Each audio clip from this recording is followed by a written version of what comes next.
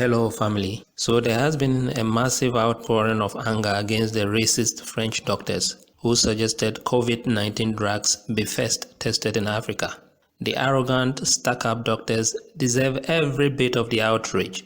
They deserve every bit of the anger directed at them. But when all is said and done, there are critical questions we need to ask ourselves as Black people. An African proverb says that after chasing the hawk away, the hen needs to advise its chicks from wandering about. This virus has killed far more Europeans and Asians than Africans, and yet these guys feel Africa should be testing ground for their drugs. The question is why? Well, there is an excuse that in vaccine testing, less exposed populations are often used, and so the French doctors probably made the suggestion because Africans have been less exposed to the coronavirus. Granted that we don't trust such excuses, what is the alternative? What is the alternative to vaccines we cannot trust from Europe and America or wherever else? Is Africa not going to need any vaccines at all? Because the virus is here with us and the infection rate keeps rising.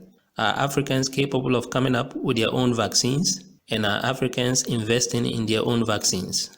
Of course, Africa needs vaccines, ventilators, personal protective equipment, and what have you. And of course, Africans are capable of making these on their own. But it is unfortunately a big no when it comes to the question of whether Africans are investing in their own vaccines. Or to broaden the argument, science, research, and development generally. You see, they are always trolling Africans, saying Africans have low IQ, Africans have contributed nothing to humanity and all. Whatever they mean when they say that. Because is there any race beyond the Black race, which has lost the bulk of its smartest brains to Europe and America over the last how many centuries? And it is in every imaginable field of human endeavor.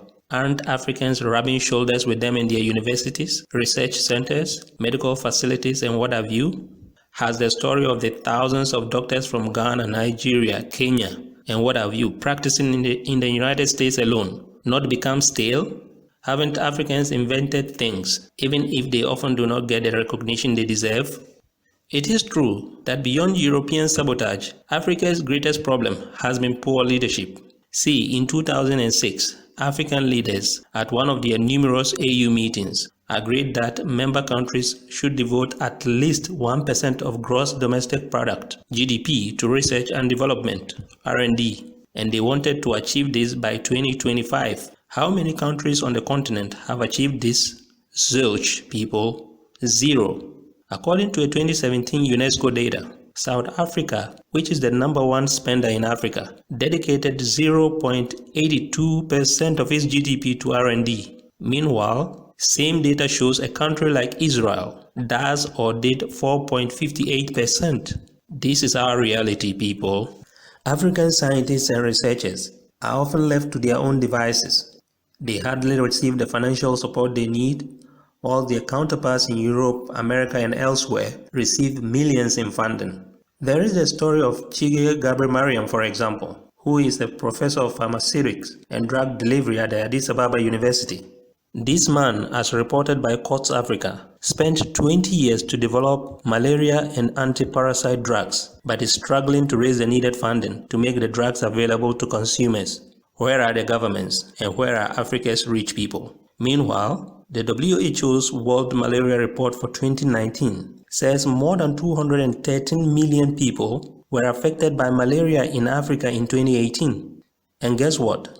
380,000 of them died.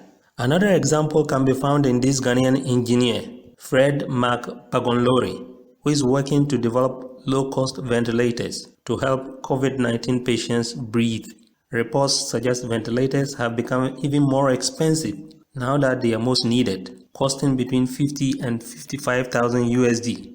The Ghanaian professor says he and his team have made progress on the low-cost ventilators, having finished with a vent motor controller circuit for the mechanical breathing system. Once again, whence cometh the funding? There are many African innovators like these two, whose innovations are not out there on the market because it hasn't dawned on Africans yet that ideas without resources to back them up are useless. Kenya, we are told, is going to host a disease research center for the whole of the continent. Already, the Chinese have offered to build the center at the cost of some 83 million USD. Now, these are the reasons Africa is always controlled from the outside. Are African leaders saying they cannot pool resources together to build this center on their own? Can't we have a fund for R&D on a continental level, especially now that a continental free trade agreement has been signed?